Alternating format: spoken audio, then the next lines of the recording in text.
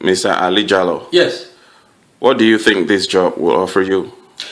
definitely the financial bank relationship analyst position will offer me the opportunity to expand my knowledge in the treasury financial banking system and also how to analyze international economic data that affect the company's investment ability. How would you describe the position for which you are applying?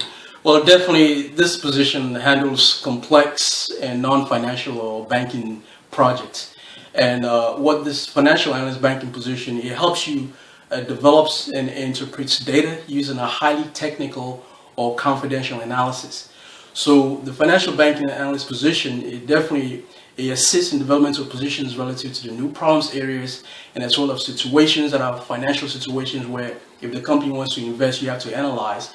In addition to that, it helps you to create policies and programs and procedures that will help the company move forward in the future for profitable growth. So, Mr. Ali, Yes, what makes you unique for this position? I've always had that question.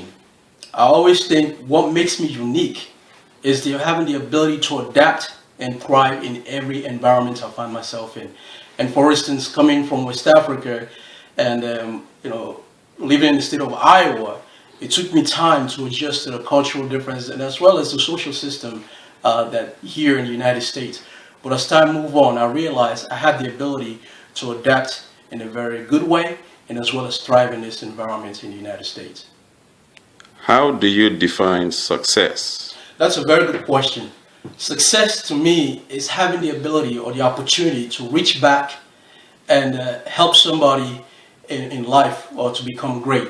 Like, and for instance, when, all our lives were busy with careers and things of that nature, but you never know where you come from, how many people are struggling. So if you have the opportunity to reach back and help somebody become great, that's how I define success. How would you characterize our relationships with our colleagues? Well, definitely relationships is very important in the corporate world.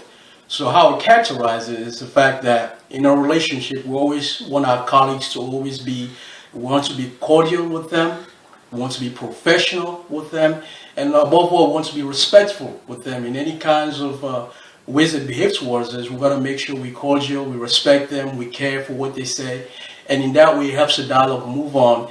And once you have a dialogue going, communication going, it also helps the company in the future.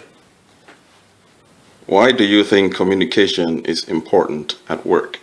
Once again, that's a very good question I think every employee or employer should ask. To me, communication at work is absolutely very important because it increases productivity and it adds long-term profitability to the company's assets. And as well, the company builds trust among its employees if there's a firm communication. And it provides the opportunity for the firm to grow in the near future. So that's why communication is very important because it adds long-term productivity, it builds trust among employees, and above all, it increases the productivity of the company. How do you feel about working overtime? To me, working overtime is not a major problem. If I'm working overtime to meet vital deadlines, I do not mind. The only thing I'll mind in terms of working overtime is as long as it become a routine process where it deprives me from seeing my family members or it deprives me of just, able to spend time to myself to analyze things and situations where once I have that analysis, I can be able to make a wise decision. So I don't mind working overtime to meet vital deadlines, but I do mind when it becomes a routine process where it takes a toll out of my body. What do you expect to be earning in 5 years? Well, within 5 years, given my educational background, given my formidable experience in the financial industry, I'm hoping at least I would earn a six-figure salary, and to be more specifically, at least $110,000 annual base salary. So, Mr. Ali, Yes. using the STAR format, tell me about a time when you went above and beyond the call of duty in order to get a job done. Well, I always appreciate this question. I was working at a financial institution, and a customer walked in to inquire the status of her checks that she ordered 3 weeks prior. The individual that received the checks failed to contact the customer to come pick up the checks.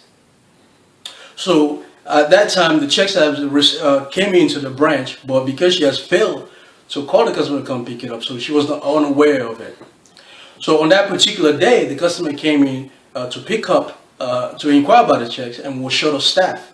And the person who was usually available to give out those checks was not available. So the lady informed me that she was out of checks, and she desperately needs her checks to order her arthritis medicine. That's the situation. Now, the action that I took at that time, because we were short of staff and there was no one to cover for me at the front desk, given the situation, I had to help the lady. I informed my manager to cover me in the front desk area for about 5 minutes while I go back there and try to retrieve her checks. So the result, I gave her the checks and she was very pleased with my effort. She thanked me so much and provided a positive statement to my manager. So the lesson that I learned from this situation is that you should do your utmost best to help others in a desperate situation, regardless of circumstances you may find yourself in. Using the share format, give me an example of a time when you motivated others. All right, this time I motivated this individual. I was a corporal cadet participating in the Army ROTC program in Dahlonega, Georgia. I was preparing 5 cadets to pass the physical training test administered each semester by the company. That's the situation. The hindrance was I was training these cadets to pass the semester physical training test that is administered by the company. But the problem was one of the cadets that I was training, he cannot run the 2-mile dash that is required to pass the entire test. So he told me that he does not know how to run. Now, I was baffled because I've never heard somebody say he doesn't know how to run. So the actions that I took was I removed him from the squad formation run that we usually do and performed a one-to-one coaching style to help increase his steps and as well as his speed. The result is after 1 hour of rigorous training with him, he was able to increase his steps slowly and as well as his speed, which allows him to actually run the 2-mile dash. Now, the way I evaluated it is the success that we had because he was able to pass the physical training test. Now, but it was definitely a rewarding experience for me because I was able to motivate him in a coaching style way, one by one. And as a result of that, he was able to pass his physical training exercise exam. But in the future, I will always be careful to assume that every person is capable to perform a physical training exercise. Okay, Mr. Ali, Yes. which 2 questions would you ask the employer?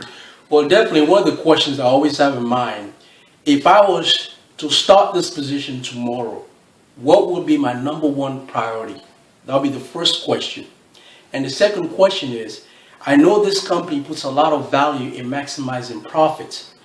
Now, what would you say it is the most important aspect of your culture?